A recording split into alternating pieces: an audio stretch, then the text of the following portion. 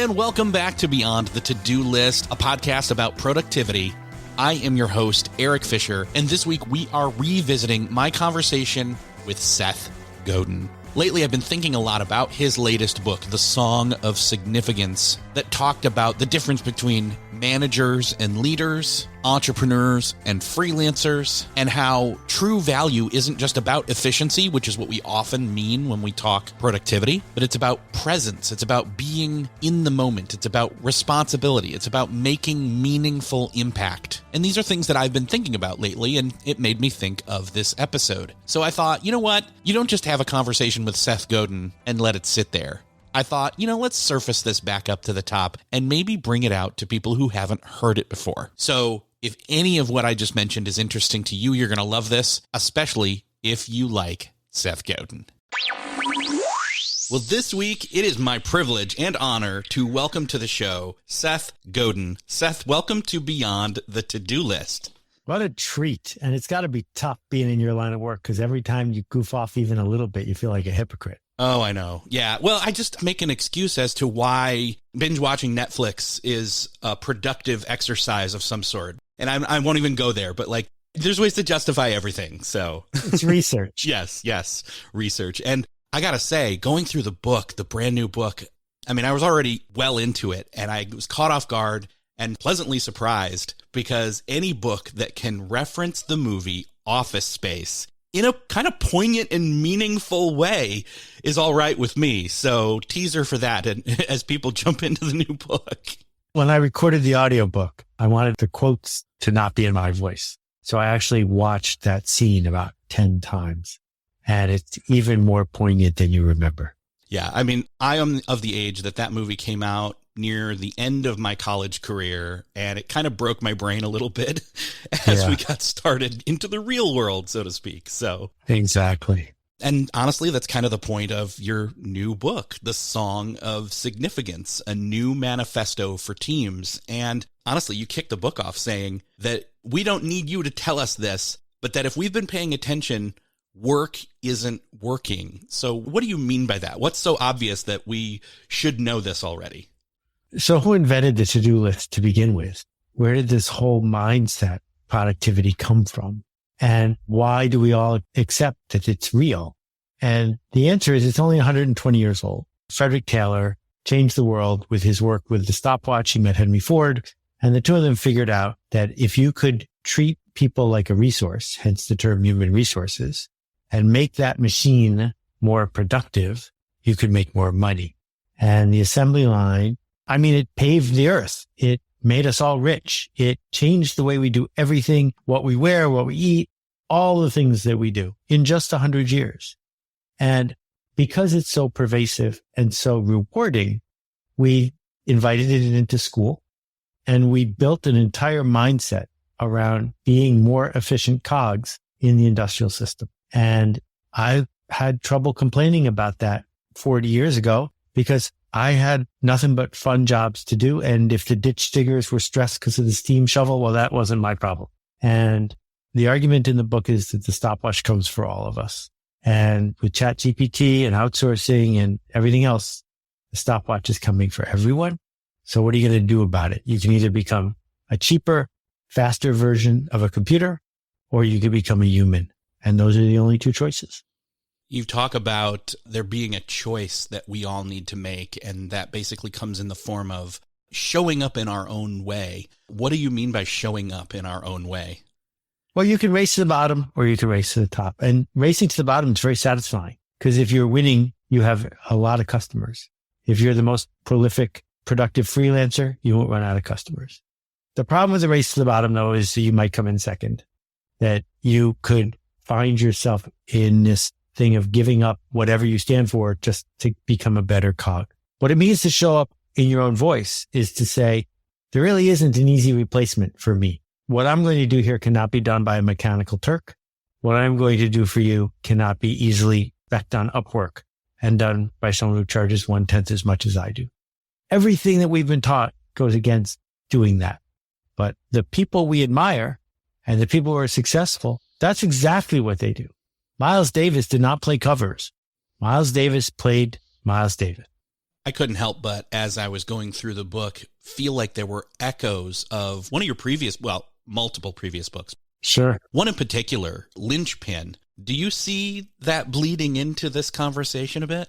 Oh, a ton. Linchpin is one of my most successful books. And what it said is the worker has a choice, and the worker can show up as the irreproducible, valuable entity. And what this book says is let's get real or let's not play. So we need to have a conversation with each other and with our boss. That what I heard from people who were inspired by Linchpin is, I love this. My boss won't let me. I don't know what to do. And what this book says is there's a copy here for your boss. There's a copy here for your employees. There's a copy here for your coworkers, because now all of us have to make this choice. So let's figure out what this place is like. So you know really well how badly Steve Ballmer wrecked Microsoft. And, Ballmer intentionally missed 5 of the most important revolutions of the tech world during a 10-year period of time.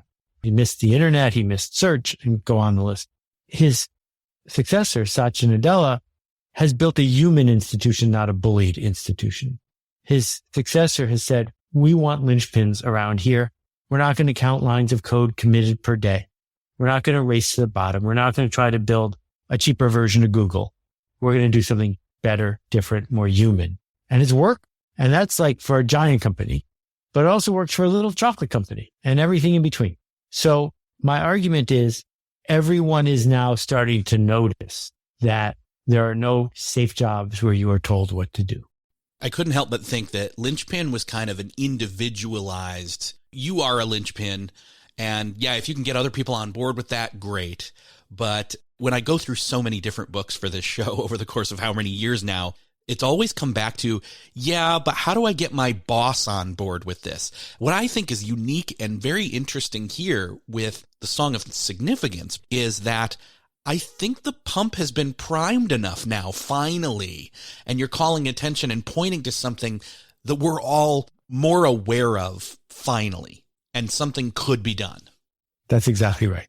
What's happening between quiet quitting, mass resignations, people working from home, more people becoming freelancers, is that the bosses are starting to miss it when the linchpins leave. That the bosses had been counting on this non-industrial output. A friend of mine is a doctor. She works for Kaiser Permanente, and they're destroying her, and she's not going to stay. And the reason is because it's still too important to her to be a great doctor, that she's not willing to just be a computerized cog in the machine. And the challenge with productivity and the hacks that we bring to it is we might be measuring false proxies. And the idea of false proxies, I'm guessing, resonated with you as you read it. And I'd love to explore how we can bring a Moneyball kind of thinking to getting our work done. Well, one, you're mentioning yet another movie that I love, Moneyball. And 2, yes, false proxies is on my list of notes here. So let's just jump right there. Let's define that a little bit and then talk about unpacking that and what that really means in this context. Right. So if you're a lazy basketball scout, hiring just tall players is probably a decent hack.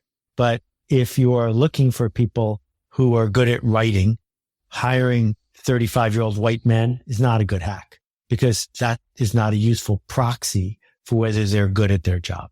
As we've added stopwatches to so many things we do, we have been measuring the things that are easy to measure. So there are plenty, Groupon I just read is worth 99% less than it was worth when it went public.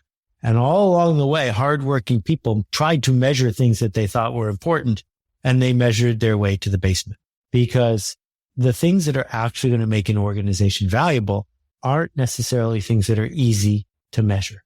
Even in our personal lives, if you are measuring clicks and links and friends and likes, well, the problem is those people aren't really your friends and they don't really like you. You're just using a proxy that was served up to you by Mark Zuckerberg to make him money, not to make you happy. So if we're going to keep track of how many words per day we wrote and posted, I got news for you. I got a piece of software here that can write 100 times more words than you per day. Bad proxy, not helpful. And a long time ago, I had chances to become more famous. They asked me if I would be a judge on Shark Tank, for example. And I was like, I don't even want to go to the screen test, because I'm not measuring how many people know who I am. I'm measuring how many lives did I manage to make a difference in. And being on Shark Tank won't make that number go up. It'll make it go down. I can imagine some of the pitches that you would turn down on Shark Tank. Sorry, that's just a kind of a humorous picture I have in my head there. One of the things that I'm interested in is you start the book off talking about 3 different songs, really. The song of increase, the song of safety, and then the song of significance. Curious if you could unpack a little bit. I know this is backtracking, but it's kind of the how we got here. It's the setting up of the context with the song of increase and the song of safety. I'm not sure it's backtracking. It's really important context to understand this human problem can be understood by looking at non-human things. So I learned about the song of increase from Jacqueline Freeman, who named it, wrote a book about it. A hive of bees at the end of a long winter is likely to have not even survived. But if they did survive, it's because they ate all their honey. That's what the honey is for. The purpose of a hive is not to make honey. The purpose of the honey is to enable the hive. And I think the same thing might be true of money. And at the end of that winter, if they have made it, the Council of Maidens that organizes and runs the hive may decide it's time to leap forward. And in something that's truly magical, organized without an organizer, led without a leader, the hive will shift into overdrive, replenish its honey supply. The queen will lay and fertilize a new queen egg. Then, weather permitting, in a 10-minute period of time, 15,000 bees will swarm out of the hive. Every adult, including the queen, will just leave, leaving behind all the honey, all the babies, the new queen. They'll just leave. And now they have 3 days to find a place to live. And if they don't, and if it rains in between, they're just all going to die. And this leap into the void is just so thrilling. It's thrilling to listen to. It's thrilling to consider. It enables bees to evolve. And when we think about bees, there is no bee that is the hive. The hive is all the bees, just like neurons are our brain. And when we think about what happens when the bees leave, they end up in this tree and they form a tight ball. And I'm naming that the song of safety, where they are singing, humming, vibrating to stay warm. Human beings aren't bees. But what we yearn for is significant, to do work that matters, to do something we thought we couldn't do, to be treated with respect, to be part of something. And for 100 years, we traded that for junk, for stuff we can put in our closet, for a false sense of security. And a lot of the ills in our common psychology are due to the fact that the prizes have slowed down. So if we're not being seduced by the prizes, we look at how we're spending our days at work, having lost loved ones during the pandemic and maybe even rushed with death ourselves. We're saying, that's it? And my argument is no, that's not it. It was never it. This is it, to be a human. We find ourselves at this common place, all of us, having all gone through that kind of leaping moment in 2020. And now we're here in 2023 and we're still kind of processing and unpacking it all. And I think what it comes down to is we're realizing that for the past 3 years, some of us have had this paralyzing fear of, in trying to reach for some sort of safety anywhere we can get it. And we're finding that the things we used to cling to for that, you reach for it and it's flimsy and it breaks, or it doesn't ring true if we go with the song metaphor. So. Right.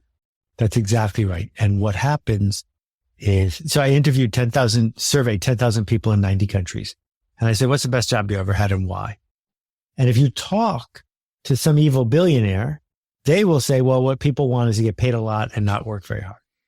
But no one picked those 2 things on my list. Almost everyone said, I accomplished more than I thought I could.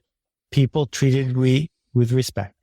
And I got to work with others who inspired. Well, why don't we do that again?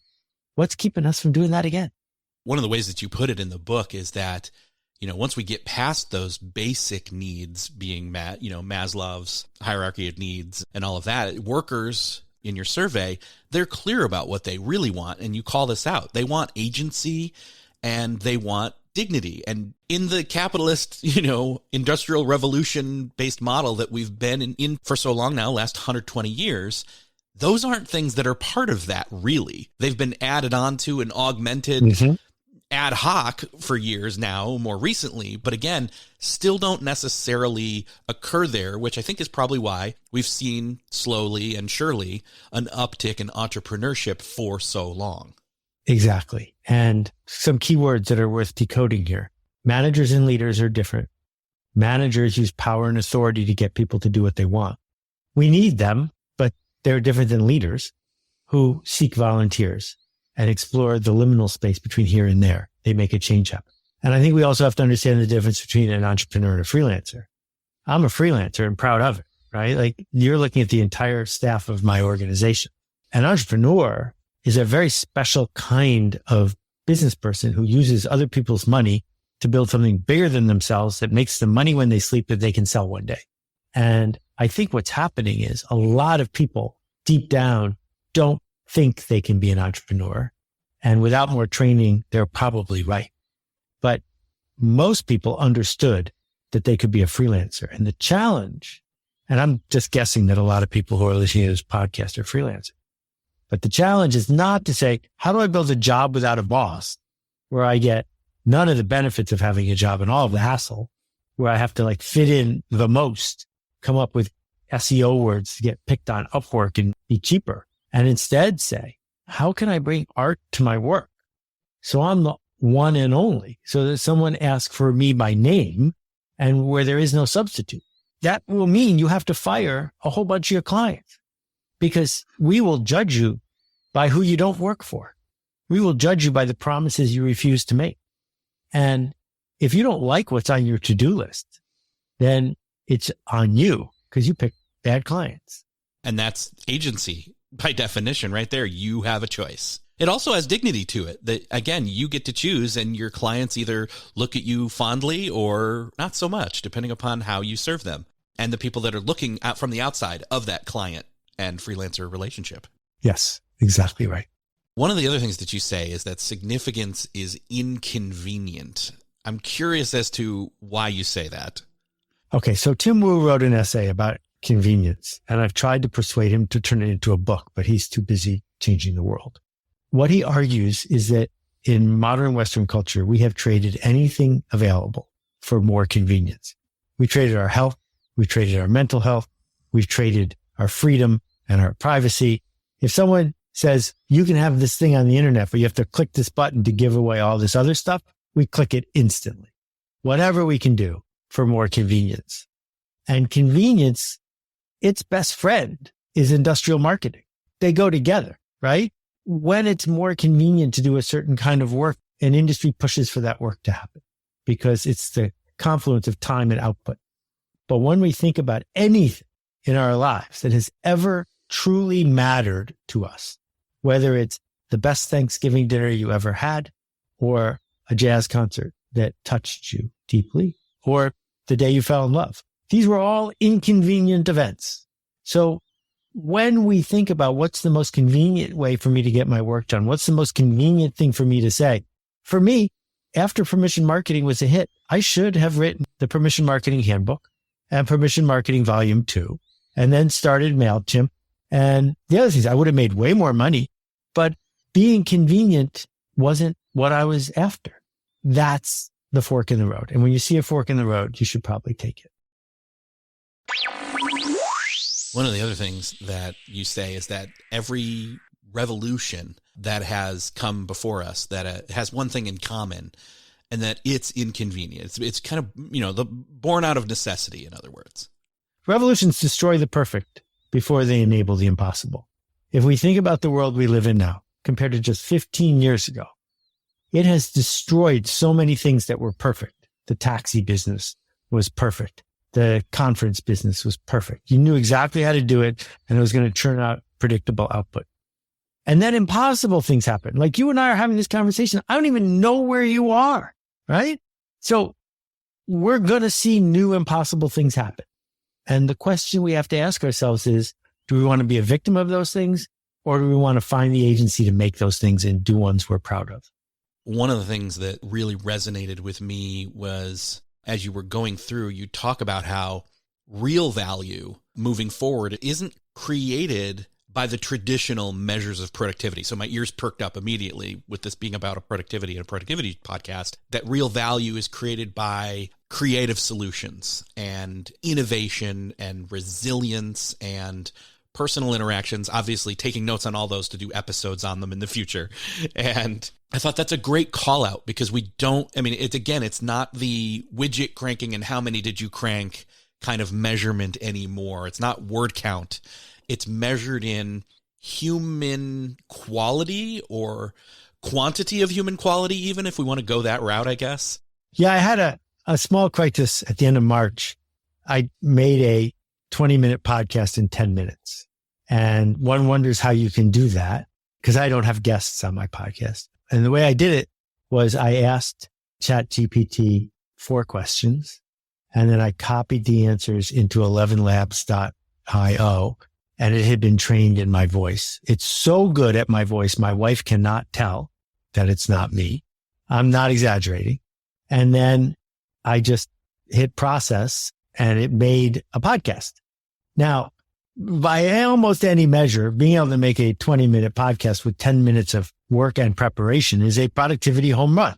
But if I did it twice, my podcast would be over, useless. No one would ever listen to it again. Doing it once was a bold human act that took hours of study and thought before I could pull the trigger. But doing it twice turns me into a cog and a hack. And we're just going to keep seeing that happen over and over again. I give the example of a barista. The way that Starbucks is training more and more people to be baristas is press the green button and then move this cup over to here and collect the money. But the loyal customers of the place next door in a blind taste test probably can't tell that the indie coffee is better. But what they can tell is that when they walk in there and a human being looks them in the eye and remembers they were sad yesterday and smiles at them today, that is worth more than the cup of coffee. And we need that as humans, because otherwise it's going to be like that movie WALL-E. We're just going to be stuck in our house with robots bringing us food as we work our way up to 700 pounds. You mention a word in the book, a Japanese word. I hope I pronounce this right. Is it kokoro? Perfect. Nope, you said it perfectly. I don't speak Japanese. I called up a few people I know who do speak Japanese, and they said that we're both pretty close. So you're fine. What you're talking about right now makes me think of that. It makes me think of this whole AI thing. It's a struggle that has come up many, many times before. We're just seeing it again and remembering it, or maybe not remembering the previous times it's come through. I think one of the things that makes sense here, though, is to lean in on, and I think this is what you're talking about, and why I bring this word up, is that the meaning of the word is heart and spirit and mind and self, and none of those things are in an AI or a computer. And so it's not about replacing jobs per se. It's about leaning in on what humans do best as humans. Yes. And here we can get to the heart of the problem, which is so many of us yearn for that feeling of kokoro, of heart, of presence, of reality, of mattering. But we have been indoctrinated from a young age to avoid responsibility at every corner, because responsibility leads to blame, and blame leads to being ostracized by the industrial complex, which leads to losing your home and starving to death. So when there's a moment where you can take responsibility, our brain jumps all the way to, but then I'll starve to death. And if you're not willing to take responsibility, it's unlikely someone's going to give it to you. And if you take responsibility, then you've made a promise, and it's keeping that promise that enables us to bring our humanity to work. Bringing humanity to work is a great way to call it, because I couldn't help but think of the car wash example that you give. And that's so heartwarming in so many ways. And actually, just tell the story. I don't know why I'm getting in the way here. No, you're not in the way. Thomas Dorsey's brother was born with what can be called autism. And as he entered his 20s, Thomas realized that his brother was never going to get a job. And he said to his father, who was pretty successful, I'd like to figure out how to build a job where people like my brother can work. And he then learned how to be in the car wash business, and then built a car wash where people who were not neurotypical could thrive. So the thing that's fascinating about the story is that the car wash makes a ton of money. and that the second car wash that they opened turned a profit after less than 60 days. That customers drive past other car washes to get to this car wash because of the way they are treated by the staff. And the staff treats people that way because they are given the leeway to treat people well. The punchline to the story is you don't have to feel bad for autistic people. All you have to realize is if you want to build any business that's decent by any measure, it has to be good enough that people will pass other businesses to get to yours. He just found a way to bring humanity to a business that is, by its nature, a bath for cars, not even for people, right? But the human who is driving the car knows they're getting more for their money when they are treated with this sort of love and care. And so the question I want to ask folks is, well, then why would you open the other kind of car wash? Why would you work at the other kind of car wash? Why is your business like the industrial car wash? We have enough car washes. We don't have enough humanity. It goes back to those two words again of dignity and agency. And it's Yes. not just the car wash giving those to the people that are there as part of the team or the choir that is singing the song of significance together there. It's that everybody else that comes in contact and drives through hears the song and sees the agency and the dignity that is being given there, and they then receive it too. And it starts to reverberate louder and farther. Right. There's a hunger that we have that we're struggling to satisfy. And while all this is going on, the news makes a profit by making us unhappy. And industry makes a profit by poisoning the place where we live. And so it's so easy to get overwhelmed by those two things and decide, screw it, it doesn't matter anyway. And there's a sense of nihilism that kicks in. It's totally unhelpful. In fact, there are more rich people on earth than ever before. The average person on this planet has more power and tools than the King of France did, the last King of France. And so we have this moment when we have no excuse, in fact, an obligation to make things better. Because if we don't, we're not going to get another chance. And, I built the Carbon Almanac with hundreds of other people around the world, all as volunteers. And what many of them said it was the best project of their life. It changed my life to do it. And I have now to compare every single day going forward to that.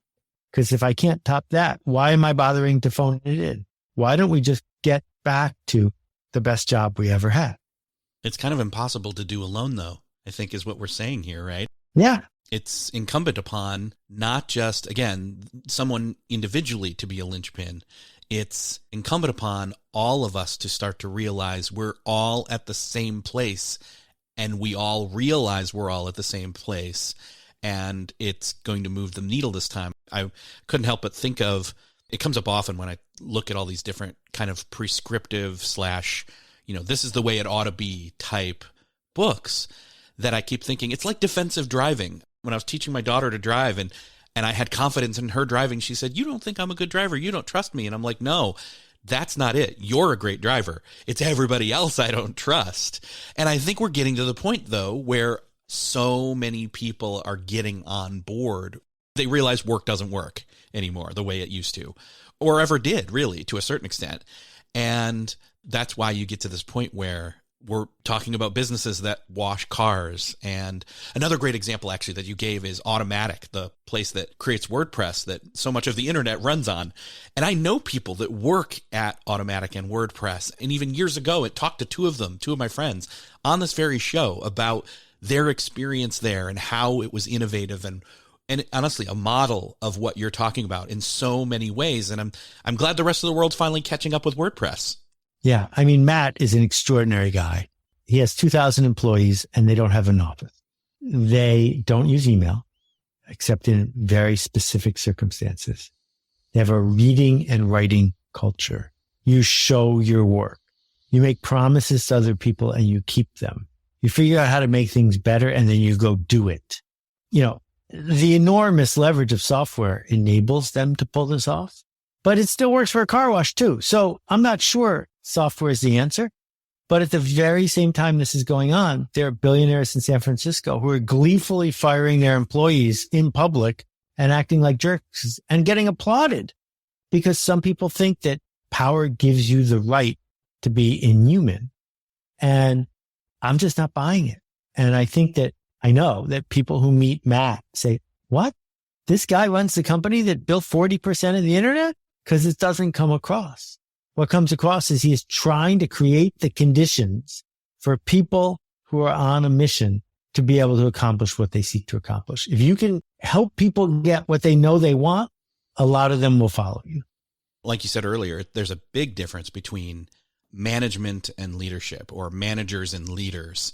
And I think we're seeing a lot of examples publicly of managers, not necessarily leaders, but there's a big difference there. And I think it comes down to managers manage humans as resources, and leaders lead teams, and teams, independent of what each person's role is, they function together. That's one of the reasons why I'm very excited about the mental and or just psychological shift that this book, I think, is going to really bring about. Yeah. And we need people like you to narrate what that productivity rubric is like to be a useful member of a team. Is it okay for one person who's working at a restaurant to say to a person at the same level, I saw how you were selling that bottle of wine. It might be interesting to try it this way instead. Because in an industrial setting, you would never say that, right? But in a team setting, if enrollment is there, it happens immediately. It's criticize the work, don't criticize the worker. That teams have to do that. That the reason that the space shuttle crashed was because no one was willing to speak up when they had power about frozen O-rings. Because the dynamic that was established wasn't a team dynamic. It was an industrial dynamic. Look out for yourself. Don't offend your boss. Real teams don't act that way. They figure out how to mutually enroll in a journey, and they support each other to get there, because that's what makes it a team. I love that as we're getting near the back end of the book, there are pieces that jump out, and it's not just about here's the context, here's how things ought to be. It's then literally walking through and showing examples, like we've mentioned with the car wash, like we've mentioned with automatic. And one of the ones that really stood out to me was Zapier, where they had a no meetings week, and what the outcome was from that was amazing. Yeah, I mean, a meeting in most industrial settings ignores the fact that Zoom eliminates geography and ignores the fact that a pre-recorded video eliminates time. Instead, they're just using it as a cudgel to take attendance, to make sure people working from home aren't doing their dry cleaning. And it's about the boss who has power prattling on, listening to themselves talk, and then excusing people at the end when it wasn't a meeting at all. It was a lecture. The alternative is to say, your time and your enrollment are at least as valuable as mine.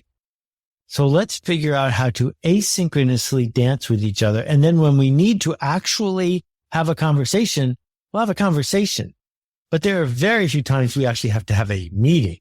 And so when Zapier did this and moved each previously synchronized waste of time attendance taking into an asynchronous responsibility-based engagement, it turns out that I think the stat was more than 80% of the people involved said they exceeded their goals for the week compared to what it used to be.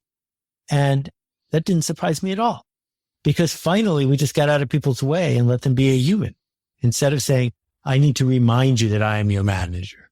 I don't ever feel like a reminder from my manager ever has been helpful in my life. Leadership is, on the other hand, very good, very good. I think one of the other things that really stands out to me is that as the book closes out, there's two key pieces to me. One is you're listing off different, actually, this is more the middle of the book, but I'm remembering it as later because it talks about the significance commitments, things that are good and okay. It's almost like the list of, if you're living in a new world of work and you are singing the song of significance as part of a choir, as part of an organization that is intentionally doing that, this is kind of the prescribed, like, this is what it's going to look like. You're going to see this. You're going to see this. You're going to see mistakes as a way forward is one that comes to mind. One of the other ones that really stands out is that tension is not the same as stress. Unpack that one for a little bit here. So for people who haven't gotten the book yet, and The book exists so you will have a conversation about it. That's why it's a book, because they lend themselves to that. I'm not saying we need free snacks and bosses that don't care about output. I'm saying the opposite. I'm saying this is hard work worth doing. So stress is a human feeling when we want to do two things at the same time. Stay and go. Speak and not speak. Get along, have an argument. Stress can wear people out. It can wear us down to a nub. Stress is not good. Tension, on the other hand, is what engineers call it when you pull a rubber band back before you let go, if it's going to shoot across the room. You can't have music or play or much of anything important without tension.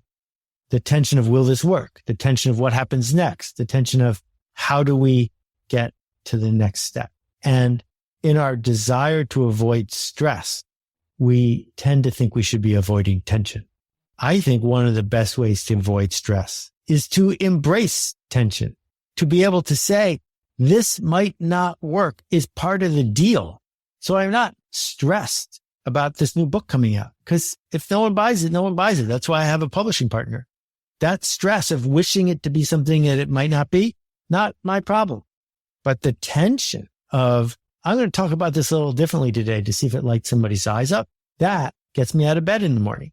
So what we find with successful creators of any kind is that they cause tension and they look for tension. But if they're going to do it for a while, they have to figure out how to do that without stress.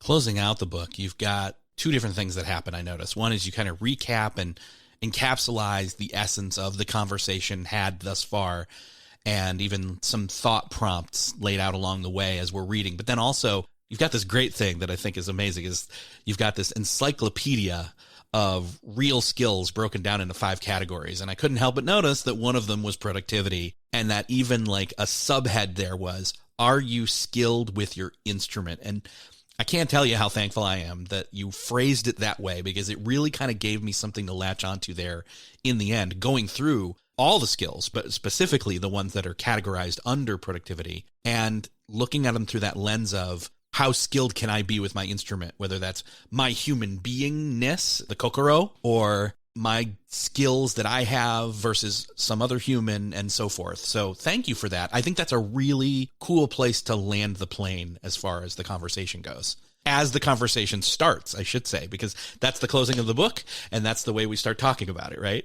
Yeah, exactly. That we would like to believe that skills are unattainable or outside of our available reach.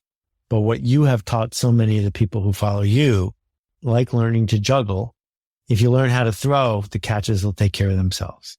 If you adopt a mindset of getting better at these human skills, these attitudes, because I think productivity is an attitude, it will happen. But first you have to try.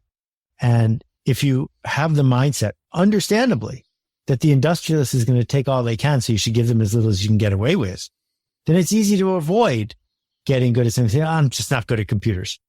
But if your mindset is, this is my instrument and I'm going to play it all day, then who else but you is going to figure out how to get better at it? It's a great place to stop, I think. As of this recording, the book is out today, and the conversations have already started, but now they pick up steam. And, usually I'm like, hey, Seth, thanks for being here. Where can people find the book? But I think so many people that are listening to this already are aware of you. So, and they know I'll just go to Amazon or, their favorite bookstore, and they will pick it up. I highly encourage people to do that. Is there anything else that you want to kind of close this conversation out on? So I've been posting a bunch of videos, short ones, seth.blog/song. So if I want to have the last word, that's how I will have it. But I guess what I would say is, it's people like you and the people who listen to you that are going to be the engine of our next chapter. So let's write something that we are proud of. I am so honored that you would take the time to talk to me today. Thank you. Well, likewise, honored as well. Seth, thank you so much for being here. Hopefully we will talk again in the near future. Thanks for doing this. Looking forward to it. Go make a ruckus, everybody. Thanks. Well, that's another podcast crossed off your listening to-do list. Thank you so much for listening in. I hope that you got something out of this conversation I was lucky enough to have with Seth. I can't wait to have him back on the show at some point with his next book. He's always thinking, he's always doing. And I hope that you, if you haven't yet, grab The Song of Significance, his latest book. I'll put the link to that in the show notes. And if you found this helpful or insightful, I would love for you to do me a favor of sharing this episode with someone you know needs to hear it. Think of that person, hit that share button, send it on over to them from wherever you are in your podcast player app of choice listening to this, or you can go over to the show notes at beyondthetodolist.com. Thank you so much for sharing. Thanks again for listening, and I'll see you next episode.